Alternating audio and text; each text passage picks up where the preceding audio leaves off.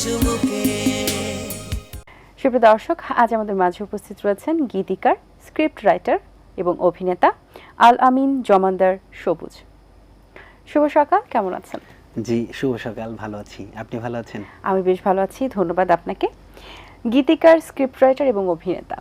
Script writer এবং গীতিকারের একই রকম একটা প্যাটার্ন থাকে, অভিনেতা একটু ডিফারেন্ট, বাট শুরুটা আপনার কি দিয়ে হয়েছিল? আমার শুরুটা হয়েছিল আপনাদের চ্যানেল এটিএন বাংলা থেকেই, স্ট্যান্ড আপ কমেডি থেকে। আপনাদের চ্যানেলে একটা প্রোগ্রাম হতো, নাম হচ্ছে কমেডি আওয়ার। এই কমেডি আওয়ারেই আমি অডিশন দিয়েছিলাম এবং ওইখানেই তখন চুটকি বলতো, বাংলায় চুটকি, স্ট্যান্ড আপ কমেডি, ওইখান থেকে আমার শুরু। আচ্ছা, আপনার কি এটা মনে আছে যে আপনি প্রথম কোন লেখাটা দিয়ে নিজের অভিষেক ঘটিয়েছিলেন, বা মনে হয়েছে যে এই লেখাটা ভালো লেগেছে সবার? আমি প্রথম মানে আমি ক্লাস 5 থেকে লেখালেখি করি। আমার ক্লাস 5-এর একটা ছোট্ট একটা ঘটনা আছে। আমার যে সহপাঠী, সেই সহপাঠীর একটা খালাতো বোন ছিল, খুবই ছোট। তো ও ক্লাস মানে আন্ডার মানে 1 অথবা নার্সারি এরকম পড়তো। তো ওই খালাতো বোনটা তার মায়ের কাছে গিয়ে বলতেছে, আম্মু আম্মু তোমার ওড়নাটা দাও। তখন বলছে কি করবা? বলছে আমরা গলায় দড়ি খেলবো। তখন তার আম্মু রাগ করছে। তো গ্রামের মায়েরা সবসময় তো বাচ্চাদেরকে দেখাশোনা করে রাখতে পারে না। তো ওর আম্মু যখন বাইরে গেছে, তো ও তখন বাচ্চাদেরকে বলছে, আয় আমরা এখন গলায় দড়ি খেলি। এবং ও ওর যে মানে আছে বন্ধু বান্ধব সার্কেলটা, তাদেরকে নিয়ে ওই ঘরের আড়া, হ্যাঁ আঞ্চলিক ভাষায় আড়া বলে, যেটা হচ্ছে এই মানে ফ্যান, যেমন ফ্যান থাকে ওরকম আড়া থাকে। তো ওই আড়ার সাথে ওড়নাটা বাঁধছে বা মায়ের শাড়িটা বাঁধছে, বাঁধার পরে সে কি করছে, ওর গলায় বাঁধছে। বেদো ওই ওর বন্ধু বান্ধবকে বলছে এবার টুলটা সরাই ফেল। তো টুলটা সরাই ফেলার পর ওর গলায় ফাঁস লেগে গেছিলো। তো এরপরে হচ্ছে যা হয়েছে তাই, ও তো মারা গেছে। তো তখন ওর কাকি মানে ওই আন্টির কাছে গিয়ে বলতেছে যে কাকি কাকি আমরা তো গলায় দড়ি খেলতেছিলাম, ওরে ডাকেও কথা বলে না। তো এই ঘটনাটা জানার পর আমার খুব খারাপ লাগে যে ওই মেয়েটা যদি হচ্ছে আমার ছোট বোন হতো, তখন ওর জন্য একটা কবিতা লিখেছিলাম যে বোন নামে। তো ওইখান থেকে আমার প্রথম হচ্ছে লেখালেখি শুরু, এবং ওই বোন কবিতাটা দিয়ে আমার স্কুলে মানে 6ষ্ঠ শ্রেণীতে আমার স্কুলের ভিতরে প্রথম অধিকার অর্জন করি, যখন আমাদের মানে অ্যানুয়াল যে প্রোগ্রামগুলো হয়, ওইখান থেকে আমার লেখালেখিটা শুরু। আপনি তো এখন কয়েকটা সেক্টরে কাজ করছেন, সবচেয়ে বেশি চ্যালেঞ্জিং কোন সেক্টরে মনে হয়েছে? প্রতিটা সেক্টরই চ্যালেঞ্জিং আছে, তারপরও যদি উপভোগ করা যায় তাহলে আমার মনে হয় যে সবগুলাতেই মানে কাজ করে স্বাচ্ছন্দ্যবোধ পাওয়া যায়। তো আমার কাছে লেখালেখিটা বেশি স্বাচ্ছন্দ্যবোধ লাগে, অভিনয়টা একটু চ্যালেঞ্জিং মনে হয়। আচ্ছা, আপনার শুরুটা হয়েছিল স্ট্যান্ড আপ কমেডি দিয়ে, জি, কিন্তু পরবর্তীতে সেটা কন্টিনিউ করেনি, এখন বন্ধ আছে সম্ভবত। তো কেন? কারণ স্ট্যান্ড আপ কমেডির মানে আমাদের বাংলাদেশে ওরকম ভবিষ্যৎ নেই। যারা বাংলাদেশের নামি দামি স্ট্যান্ড আপ কমেডিয়ান, যেমন আমরা যাদের সাথে কাজ করতাম, আবু হেনা রনি, পাভেল, তো বাংলাদেশ কমেডি ক্লাব, ওইখানের এরাও কিন্তু খুব বেশি ভালো যে আছে তা কিন্তু নাই, হাতে গোনা 2-1 জন। আমরা কিন্তু একটা নাম বেসরকারি একটা চ্যানেল থেকে আপনার স্ট্যান্ড আপ কমেডির যে রিয়ালিটি শো হয় বাংলাদেশের, সেখানে আমি ছিলাম। তো ওইখানে আমি সিজন 4-এ ছিলাম এবং টপ 10-এর ভিতর ছিলাম। তারপরে ওইখানে মানে তেমন কোনো মানে ভবিষ্যৎ বলে কিছু নেই বাংলাদেশ স্ট্যান্ড আপ কমেডির, তো এই জন্য ওইখান থেকে আমি স্কিপ করেছি। আচ্ছা, এবং বাংলাদেশে কিন্তু কমেডি এবং স্ট্যান্ডার্ড কমেডির মধ্যে কিন্তু ডিফারেন্সটাও কিন্তু এখনো ক্লিয়ার না। অনেকে এটা নিয়ে একটু কনফিউশনে থাকে যে কমেডি মনে করে, আর স্ট্যান্ড আপ কমেডিটা একটু ডিফারেন্ট আঙ্গিতে আসলে রিপ্রেজেন্ট করা হয়, সেটা একটু বিষয়ে কাজ করে। তো যদি আপনাকে একটু বলিয়ে আমাদের মাঝে একটু স্ট্যান্ড আপ কমেডিয়ানদের মতো কিছু একটু বলার জন্য, আপনি কি বলবেন কি হতো? আগে যদি কোনো রিলেটিভ আত্মীয় স্বজন আপনার বাসায় আসতো, তাহলে হচ্ছে যে আপনার বাচ্চা কাচ্চা কেমন আছে বা আপনার আত্মীয় স্বজন কেমন আছে সেটার খোঁজ খবর নিত। কিন্তু এখন বাচ্চা কাচ্চা বা যেই আসুক এসে আগে জিজ্ঞেস করে যে চিকন পিনের চার্জার হবে, চিকন পিনের চার্জারের যুগ চলে গেছে, এখন আপনাকে জিজ্ঞেস করবে যে সি টাইপ চার্জার হবে। হ্যাঁ, তো সিম্পলি সাধারণত যেটা হয় যে কমেডি এবং স্ট্যান্ড আপ কমেডি এই জিনিসগুলো এক না, কিন্তু এগুলোকে মিক্সড করে ফেলে। মানুষ মনে করে যে হচ্ছে মানে কমেডি করা মানে হচ্ছে ভাড়ামি করা বা জোকারি করা, আসলে হচ্ছে মানে দুইটা বিষয় হচ্ছে সম্পূর্ণ আলাদা। হাসানো তো সবচেয়ে কঠিন কাজ। আচ্ছা, তারপর অভিনয় জগতের আসার স্টোরিটা?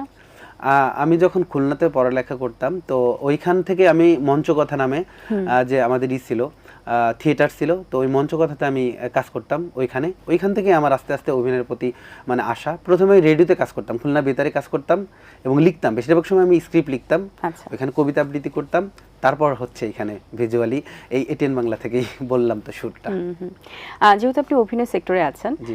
বিভিন্ন চরিত্র আপনাকে কাস্ট করেছেন পরিচালকরা এবং আমরা দেখেছি, জি। কিন্তু আমরা দেখি যে ম্যাক্সিমাম নাটকগুলো হয় বা সিরিয়ালগুলো হয় যে নায়ক নায়িকা বেস্ট, তো অন্য যে ক্যারেক্টারগুলো সেগুলো কোথাও না কোথাও একটু চাপা পড়ে যায়। তো এই আসলে বিষয়টা কি? বর্তমান হচ্ছে আপু বেশিরভাগ চরিত্র রাখতেই চায় না, কারণ আগের মতো নাটকের স্ক্রিপ্ট এখন লেখা হয় না। এখন এর স্ক্রিপ্ট হয় যে আমাকে এমনভাবে দেবা নায়ক নায়িকা বেস, কারণ এখন যার ভিউ বেশি আছে তাকে নিয়েই কাস্ট করে। এবং আগের যে 51টি পরিবার ছিল, 51টি যে গল্প ছিল, দাদি নানি নাতি নাতকুর, এইসব বিষয়গুলো এখন আর তুলে ধরা হয় না। বেশিরভাগ হচ্ছে ইনডোর, আপনার ইনডোরেই হবে। এবং ট্রেন্ডি যে বিষয়টা, সেইখানে আহামরি আপনি গল্প পাবেন না, শুধু বিনোদন পাবেন, কিন্তু ওই মেসেজগুলো থাকে না। কিন্তু ইন্টারন্যাশনালি কিন্তু বাংলাদেশের নাটকের স্পেশালি নাটকের কিন্তু অনেক কদর রয়েছে এবং অনেক প্রশংসা রয়েছে। যদি আমরা প্রিভিয়াস নাটকগুলো নিয়ে কথা বলি, যে চমৎকার কিছু নাটকের আসলে নাটকগুলো আছে আমাদের এখনো মাঝে, কিন্তু আপনি যেটা বলছিলেন যে স্টোরি বেসড ফ্যামিলি বেসড এগুলো নাতে নাতনি বা এগুলো আসলে এগুলো রাখা হয় না, না রাখার কারণটা কি? তো আমার মনে হয় যে আমাদের মানে সোনালী যে অতীতটা ছিল, যেমন আমাদের কোথাও কেউ নেই, সংসপ্ত, খুব মানে নাম করা ভালো ভালো আমাদের কিন্তু ছিল, সমৃদ্ধ একটা ইতিহাস নাটকের আছে। কিন্তু এখন হয় না, কারণ পরিচালকরা যত শর্টকাটে সারতে চাই, মানে এখন ডেট পাওয়াটাই অনেক কষ্ট হয়। নায়ক নায়িকাদের পেছনে ঘুরে ঘুরে যে ডেটটা পাই, সেইখানে বাড়তি চরিত্র বাড়তি ঝামেলা রাখতেই চায় না। আরেকটা কারণ, আমি নিজে নাটক অভিনয় করে দেখেছি, যেই নায়ক নায়িকারা কাজ করেন তারা একটা দুইটার আগে সেটে আসেন না। বেশিরভাগ নাম করা যেসব নায়ক নায়িকারা আছেন একটা দুইটার আগে সেটে আসেন না। তো একটা নাটক করতে 2 দিন সর্বোচ্চ 3 দিন, তো যারা 2টা 3টায় সেটে আসে বা একটা 2 সেটে আসে, এসে তারা ওই সবগুলো সিকোয়েন্সে শেষ করবে, তো নায়ক নায়িকারগুলোই তো শেষ করতে পারছে না, তাহলে সাইডেরগুলো শেষ করবে কি করে? আমার মনে হয় এটাও কারণ হতে পারে। That's a point. তো অভিনয় নিয়ে আগামীতে কি প্ল্যানিং রয়েছে? এটা চালিয়ে যাবেন? হ্যাঁ, আমি অভিনয় চালিয়ে যাব, কিন্তু আমি এখন মানে লেখালেখি বলতে আমি গানের বেশি ফোকাস দিয়েছি, গান লেখাটাই। কারণ বললাম না, ছোটবেলায় আমি কবিতা দিয়ে শুরু, এখন গানেরটাই হচ্ছে আমি বেশি জোর দিয়েছি। কারণ বাংলাদেশের লিজেন্ড কিংবদন্তি যেসব শিল্পী আছেন তারা আমার গান করেছেন এবং করতেছেন, তো আমি এটা নিয়ে বেশি আশাবাদী। একটু নামগুলো যদি বলতেন তাহলে দর্শকদের জন্য আরো ভালো হতো, কারণ আমরা অনেক সময় হয় যে গান আমরা শুনি ঠিকই, আমরা সিঙ্গারকে মনে রাখি, বাট তার পেছনে গীতিকার সুরকারও যে আছেন তাদেরকে আমরা হয়তো রিকগনাইজ করতে পারি না। আমার এ পর্যন্ত সৌভাগ্য হয়েছে যে আমাদের কিংবদন্তি গায়িকা ম্যাডাম রুনা লায়লা ম্যাডাম, উনি আমার গান করেছেন। এবং ওনার সাথে হচ্ছে খায়রুল ওয়াসি, আমি একটা গান করেছিলাম এই না বৃদ্ধাশ্রম, গত 2 বছর আগে মা দিবস উপলক্ষে। আচ্ছা আচ্ছা। এই না বৃদ্ধাশ্রম নামে গানটি করেছিলাম। এবং আমার সবচেয়ে বড় প্রাপ্তি, যখন ম্যাডাম গানটি করেছিলেন, রেকর্ড করেছিলেন, তখন রেকর্ডের সময় ওনার গায়ের সমস্ত পশম দাঁড়িয়ে গিয়েছিল এবং উনি আমাকে দোয়া করেছিলেন মাথায় দিয়ে, বাবা তুমি একদিন অনেক বড় হবে। তো এইটা আমার অনেক বড় প্রাপ্তি। এবং গানের রেকর্ডটা হয়েছিল ফুয়াদ নাসের বাবু ভাইয়ের স্টুডিওতে। তো উনি রেকর্ডিং এর সময় বাইরে চলে গিয়েছিলেন, তো যখন ভিতরে ঢুকেছিলেন ওনার চোখে পানি, উনি কান্না করতেছিলেন। তো এটা আমার জন্য অনেক বড় প্রাপ্তি। এছাড়া বাংলাদেশে বর্তমান জনপ্রিয় গায়ক যারা আছেন, গায়ক গায়িকা প্রায় সবাই আমার গান করেছেন, মানে জনপ্রিয় যারা আছেন, যেমন আকাশ মাহমুদ, খায়রুল ওয়াসি, তারপরে শ্রাবণী সায়ন্তনী, তারপর হচ্ছে একটা গানের এখনো রিলিজ হয় নাই, সেটা হচ্ছে প্রত্যয়, ন্যান্সি। তো মোটামুটি সব আছে। এবং সামনে হচ্ছে সাবিনা ইয়াসমিন নানু, ওনার সাথে একটা গান রেডি হয়ে আছে। আচ্ছা, এটা আপকামিং? জি। আচ্ছা, ঈদকে ঘিরে আর কি প্ল্যানিং? ঈদকে ঘিরে আমার নিজের চ্যানেল আছে, ইউটিউব চ্যানেল। তো আমার চ্যানেলে 2-3টা গান আসতেছে। একটা গান আসতেছে হচ্ছে আকাশ মাহমুদ এবং জয়া খানের বড় লোকের মাইয়া 2। আচ্ছা আচ্ছা। আমার একটা গান ছিল যে বড় লোকের মাইয়া, এই গানটা মানে আমি কোনো মানে প্রচার ওইভাবে বুস্টিং টুস্টিং কোনো কিছু করি নাই, এমনিতেই মানে যারা শ্রোতা তারা খুব সুন্দরভাবে গ্রহণ করেছিলেন এবং প্রচুর পরিমাণে এটা ভিউ বলেন শেয়ার বলেন এটা হয়েছিল, বড় লোকের মাইয়া। তো এই কারণে ওই গানটা 2 করতেছি আর কি। বেশ ভালো। তো এখন আপনার কণ্ঠে আমরা একটা গান শুনতে চাই, এত গানের কথা যেহেতু হচ্ছে। আমি তো গীতিকার, আমি তো গায়ক না। তারপরে হচ্ছে আরেকটা কথা বলি যে বাংলাদেশে বড়দের জন্য যেমন গান আছে, ছোটদের কিন্তু তেমন গান নেই, শিশুতোষ। তো এই বিষয়টা আমাকে অনেক ভাবিয়েছে। তো এই ভাবনা থেকে আমি শিশুদের জন্য শিশুতোষ কিছু গান লিখেছি, যে গানগুলা আন্ডার 13, মানে 13 বছর থেকে শুরু করে, 13 বছরের নিচ থেকে শুরু করে 4-5 বছরের বাচ্চারা এই গানগুলা করবে। তো সেখান থেকে আমি একটা গান করতে, আম্মু ভালো না আমার আব্বু ভালো না, তারা শুধু বিজি থাকে সময় দেয় না, আম্মু ভালো না আমার আব্বু ভালো না, তারা শুধু বিজি থাকে সময় দেয় না। অফিস নিয়ে ব্যস্ত পাপা থাকেন শুধু টেনশনে, বুঝতে কবু পারে না সে কি অভিমান এই মনে। অফিস নিয়ে ব্যস্ত পাপা থাকেন শুধু টেনশনে, বুঝতে কবু পারে না সে কি অভিমান এই মনে।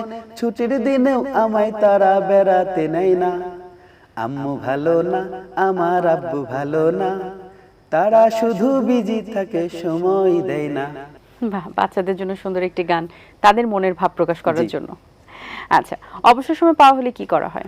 আমার অবসর বলতে হচ্ছে লেখালেখি, আর অবসর সময় হচ্ছে আমার বাচ্চাদের সাথে থাকা। আমার দুইটা মেয়ে আছে, ইরাবতী এবং মায়াবতী। আমি আমার দুই বাচ্চার সাথেই অবসরটা কাটাই। আচ্ছা, স্ক্রিপ্ট রাইটিং এর কাজ কেমন চলছে? কি কি ধরনের স্ক্রিপ্ট লিখে থাকেন আপনি? জি, আমার যতগুলো স্ক্রিপ্ট আছে আমি প্রতিটা স্ক্রিপ্টেই হচ্ছে একটা মেসেজ দেওয়ার চেষ্টা করি। আমি এ পর্যন্ত বাংলাদেশের বড় বড় অনেক মানে কোম্পানির সাথে কাজ করার সৌভাগ্য হয়েছে। ইগল মাল্টিমিডিয়া, জি সিরিজ, সিডি চয়েস, এরকম করে অনেকগুলোর সাথে কাজ করেছি। তো সেইখানে আমার প্রতিটা কাজের সাথে চেষ্টা করি যে একটা মেসেজ থাকবে। আমার কিছু নাটক আছে, যেমন জাতের মেয়ে কালো ভালো, তারপর হচ্ছে আমার বিয়েটা জরুরি, এক্স হইতে সাবধান, আবুল কালাম, বইয়ের গোলাম, এরকম বিভিন্ন মানে নাটক দেখলেই মানুষ হাসবে, মজা পাবে এবং শেষে গিয়ে একটা মেসেজ পাবে। মানে জোর করে তো কোনো কিছু শেখানো যায় না, কিন্তু আনন্দ নিয়ে বা আগ্রহ নিয়ে মানুষ যেটা দেখে সেটা থেকে কিন্তু মানুষ সহজেই শিক্ষা গ্রহণ করতে পারে এবং মনেও রাখে। হ্যাঁ, তো আমি সেই জায়গা থেকে চেষ্টা করি যে আমি মেসেজ দিতে চাই। তো আমার প্রতিটা নাটকেই আমার কিছু না কিছু মেসেজ থাকে। আচ্ছা, আপনার এক্সপিরিয়েন্স কি বলে? কারণ গানের সেক্টর আপনার অনেক দিনের এক্সপিরিয়েন্স। নতুন প্রজন্মকে নিয়ে প্রত্যাশা কেমন? তারা কেমন করছে, কেমন করবে? নতুন প্রজন্ম বলতে সত্যি কথা তাদেরকে নিয়ে আমার মানে একটু হতাশা কাজ করে। এরা অনেক বেশি হচ্ছে মানে খুব দ্রুত ফলাফল আশা করে। এরা খুব বেশি কষ্ট করতে চায় না। এরা একটা জিনিস ভাইরাল হয়ে গেলে, এখন তো ভাইরালের যুগ, কেউ ভাইরাল হয়ে গেলে তারা মনে করে যে আমি সব পেয়ে গেছি, আমার সব হয়ে গেছি। তারা সফলতার পেছনে ছোটে শুধু, তারা শুধু মানে ফল গ্রহণ করতে চায়, কিন্তু ওর জন্য যে কষ্টটা করতে হবে সেই কষ্টটা তারা করতে হয় না। যেমন আমি গান লিখি, আমি কিন্তু এই লেখালেখির জন্য লেখালেখির মান উন্নত করা যায়, এই কারণে আমার এই গানের পেছনে সবচেয়ে চেষ্টা করি যে কীভাবে পড়ালেখা করে এই মানটা উন্নয়ন করা যাবে। যেমন বাংলাদেশের রফিকুজ্জামান স্যারের আমি ওনার বই পড়ি। তারপর অভিনয়ের জন্য অভিনয় অতে অভিনয় বা অভিনয় শিক্ষা, তার উপরে আমি বই পড়ি। আমি প্রচুর পরিমাণ বই পড়ি, কারণ এটা আমি না পড়লে, আমি অন্য বিষয়ে যদি জ্ঞান অর্জন না করি, আমি কিন্তু লিখতে পারবো না। তো এরকম গানের ক্ষেত্রে কিন্তু প্রচণ্ড পরিমাণ অধ্যবসায়ের দরকার আছে, শেখার দরকার আছে, ধৈর্যের দরকার আছে, কিন্তু বর্তমানে ওরকম করে না বেশিরভাগ মানুষ। দেখেন আগেরকার যারা গান করতেন তাদের ওস্তাদ দিয়েছিলেন, তাদের বিভিন্ন শিক্ষা প্রতিষ্ঠান থেকে তারা গান শিখতেন, কিন্তু এখন বেশিরভাগের ওস্তাদ দিয়ে হচ্ছে ইউটিউব। জি, অনেক ধন্যবাদ আপনাকে। ভালো কথা বলেছেন, কিছু গুরুত্বপূর্ণ কথা বলেছেন। আশা করছি দর্শকদেরও ভালো লাগবে। শুভকামনা রইল, ভালো থাকবেন। আপনাকেও ধন্যবাদ আমাকে চায়ের চুমুকে অনুষ্ঠানে নিমন্ত্রণ করার জন্য। অনেক অনেক ভালো থাকবেন এবং দর্শককেও অনেক ধন্যবাদ। আপনারা ভালো থাকবেন, চায়ের চুমুকের সঙ্গেই থাকবেন। দর্শক, আশা করছি আজকের আয়োজন ভালো লেগেছে। আজ এই পর্যন্তই, দেখা হবে আগামী পর্বে নতুন কারোর সঙ্গে। সেই পর্যন্ত ভালো থাকবেন, সুস্থ থাকবেন, 18 বাংলার সাথেই থাকবেন। সকলকে আল্লাহ হাফেজ। দিন আসে দিন যায়, সময়টা চলে যায়, তবু আছি এই বেশ ভালো। জীবনটা রঙময়, যেভাবেই হওয়া চাই, নয় কবু সাদা কালো। এই আশাতে স্বপ্ন ভাসে, সুখ হাসে চোখে মুখে, চায়ের চুমুক